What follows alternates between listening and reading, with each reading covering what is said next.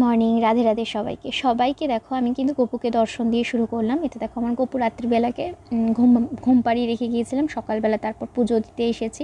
আমি এই প্রত্যেক দিন ওকে রাত্রিবেলা হয় একটা ক্যাডবেরি নয় একটা কোনো লজেন্স দিয়ে তারপর ঘুম পাড়াই, কারণ ভাবি বাচ্চা মানুষ তো যদি খিদে পায় রাত্রিবেলা তাই দিয়ে রাখি। আর এখানে দেখো আমার গপুকে ঘুম থেকে তুলে রেডি ফেডি করে সব ঠাকুরেরই পুজো হয়ে মানে পুজো সকালের মতো শেষ হয়ে গেছে। কারণ তোমরা সবাই জানো আমি সকালে হাফ ব্রেকফাস্ট বানিয়ে তারপর কিন্তু চান ঠান করে পুজোর ঘরে যাই, তারপর এসে আবার নিজে ব্রেকফাস্ট খাই। ততক্ষণে মিস্টার গাঙ্গুলি অফিসও বেরিয়ে যায়। এখানে দেখো আমি ওটা ঢ্যাঁড়সটা কিন্তু অলরেডি সিদ্ধ করা ছিল, কারণ আমি ভাতে দিয়ে দিয়েছিলাম। আর ওখানে কুদরি কাটা ছিল, আর এখানে অনেক পেঁয়াজ এই সবজিগুলোকে কেটে রাখা ছিল। আজকে কিন্তু আমাদের বাড়িতে মাছ আর ডিম দুটোই হবে। মাছের মধ্যে তোমার এনেছে হচ্ছে আমেরিকান কই বড়, তো সেটা হবে। আর এখানে দেখো ডিমটাও হবে, কিন্তু ডিমটার একটা সমস্যা আছে। ডিমটা মানে কীরকম বলো তো, সিদ্ধ করেছি কিন্তু ডিমটা না ভেঙে যাচ্ছে, যতই চেষ্টা করছি না কেন। এর মধ্যে ভিনিগার দিয়েছি, নুন দিয়েছি, সিদ্ধ করার সময় কিছুতেই না খোসাগুলো ছাড়ানো যাচ্ছিল না, ভেঙে ভেঙে যাচ্ছিলো। আমি চেষ্টা করলাম, তারপর তো শাশুড়ি মাকে দিয়ে করালাম, তাও ভেঙে ভেঙে যাচ্ছিলো। তো ফার্স্টে ভাবলাম ডিমটাই করে নিই, তো সেই জন্য আর খুব হালকা পাতলা করে আজকে ডিমটা করব। কারণ কি বলো তো, আমি ভেবেছি যে মাছটা একটু বেশি স্পাইসি করে করব, কিন্তু ডিমটা খুব হালকা পাতলা করেই করব। ডিম খেতে না আমার ভীষণ ভালো লাগে, জানো না। আমাকে যদি কেউ মাছ আর ডিমের মধ্যে মানে চুজ করতে বলে, আমি ডিমই চুজ করব। তাতে এর থেকে না মানে আমি এই ঝোলটা যখন রান্না করছিলাম, ডিমের পাতলা ঝোলটা, তখন আমি ভাবছিলাম না এর থেকে যদি মনে হতো একটা অমলেট করে নিই, সব কটা অমলেট খেয়ে নেবো সবাই, সেটা অনেক বেটার হতো। কারণ মানে প্রায় দুটো ডিম মনে হয় ভেঙে গিয়েছিল, এত বিচ্ছিরি একটা ডিম ছিল। জানি না, আমার শাশুড়ি বলছিল যে এই ডিমগুলো খুব মানে কি বলবো, নতুন নতুন হয়, মানে দোকানে ধরো নতুন এসেছে, সেই ডিমগুলো নাকি এরকম হয়, সিদ্ধ হলে ছাড়তে যায় না। আমি জানি না, আমার অভিজ্ঞতা মানে আমি এরকম দুবার এরকম পড়লাম এরকম অবস্থায়। আগে একবার এরকম হয়েছিল, নিজের বাড়িতে থাকতে একবার মাকে দেখেছিলাম এটা করতে, যে ডিমটা ছাড়ছিল না, কেন এরকম হয় কে জানে। যাই হোক, তারপরেই দেখো এখানে মশলাগুলো ঢালছিলাম। আমি কিন্তু অলরেডি ওখানে ডিমের মশলাটা কষাতে দিয়ে দিয়েছি, কষাতে দিয়ে বাকি এইখানে কৌটোগুলো না সব খালি হয়ে গিয়েছিলো। যেমন ধরো কালো জিরে, ধনে গুঁড়ো, জিরে গুঁড়ো, তেজপাতা, শুকনো লঙ্কা, তারপর আমি চা পাতা চিনিগুলোকেও ঢেলেছি। সব ক্লিপস নেওয়া হয়নি, বাট এখানে যতটা পেরেছি ততটা ক্লিপস নিয়েছি।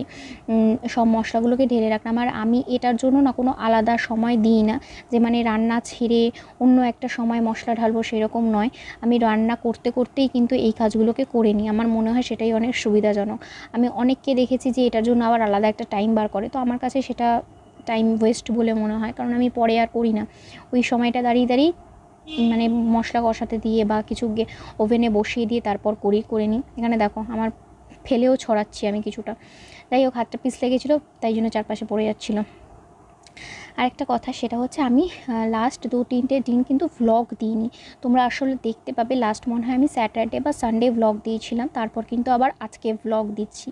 এর কারণ কোনো শারীরিক অসুস্থতা নয়, এর কারণ একটু মানসিক একটা প্রবলেম চলছিল, একটা মানে ফ্যামিলিগত একটা মেন্টাল স্ট্রেস চলছিল আমার হাজব্যান্ডেরও আর আমারও। তো সে কারণেই ভ্লগটা দিয়ে ওঠা হয়নি।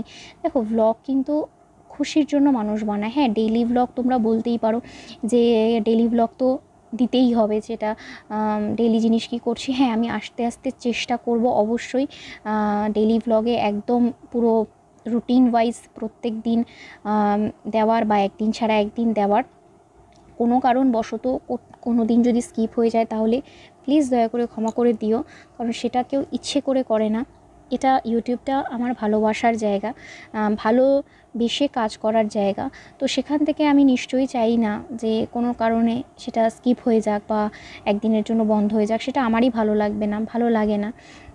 তাই জন্য আমি আজকেও যে খুব একটা মানে খুব বিশাল ভালো রয়েছি বা টেনশন নেই সেটা নয়, তবে মনে মনে না একটা জিনিস ভাবি, যে খারাপ জিনিসটা যদি না ঘটে, কোনো মানুষের খারাপ রূপটা যদি তুমি না দেখো তাহলে তো তুমি বুঝতেই পারবে না যে তার ভেতরে কী ছিল কী ছিল না। যাই হোক, সেটা কিন্তু খুবই একান্তই ব্যক্তিগত। দেখো ঝোলটা আমি কি পাতলা করেছি দেখতে পাচ্ছ, এরকম ঝোলেই কিন্তু আমি ডিমটাকে করেছি। আজকে আমি ডিমটাকে একদম মানে খুব স্পাইসি করে বানাইনি, একদম নর্মাল ঘরোয়া মশলা দিয়েই বানিয়েছিলাম ডিমটা। আর যেহেতু মাছটা তোমাদের বললাম না যে একটু স্পাইসি বানাবো, মাছটাকে একটু করব বেশি মশলা দিয়ে, সেই জন্য ডিমটাকে একটু লাইট করেছিলাম। যাই হোক, আর এখানে কুঁদরি ভাজছিলাম। আমি না জানো তো কুঁদরি না আগে খেতাম না, আমার বাবার বাড়িতে কিন্তু আমি কুঁদরি খেতাম না সত্যিকারের। বাবা আদৌ কোনো দিন এনেছে কি না আমার তো মনে পড়ে না। কুঁদরি কিন্তু খাবার চল মানে খুবই ছিল না বললেই পারো। আমার বাড়িতে একজন ভাড়াটিয়া থাকতো, তাদের থেকে একবার কুঁদরি নিয়ে টেস্ট করেছিলাম, মানে তারাই দিয়েছিল, কিন্তু বাড়িতে কোনো দিন খাবার চলটা আমি দেখিনি। বাট আমি শ্বশুরবাড়ি আসার পর দেখেছি এনারা কেন প্রচুর মানুষই কুঁদরি খায়।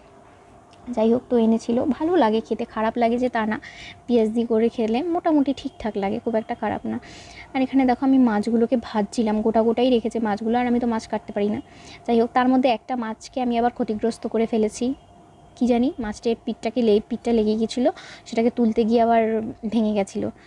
মাছের মানে চামড়াটা যে সেটা একদম উঠে চলে গেছিলো। যাই হোক, ওরকম একটা মাছ ক্ষতিগ্রস্ত হলে কিছু যায় আসে না বলো। তো যাই হোক, ওরকমভাবেই মাছটা ভেজে রাখলাম। তারপর দেখো এখানে কিন্তু আমি মশলা পেস্ট করে রেখেছি। আজকে মাছের মধ্যে কিন্তু আমি অনেকটাই গ্রেভি রাখার জন্য মশলাগুলো কিন্তু ভালো করে মানে বেশি করেই দেওয়া হয়েছিল।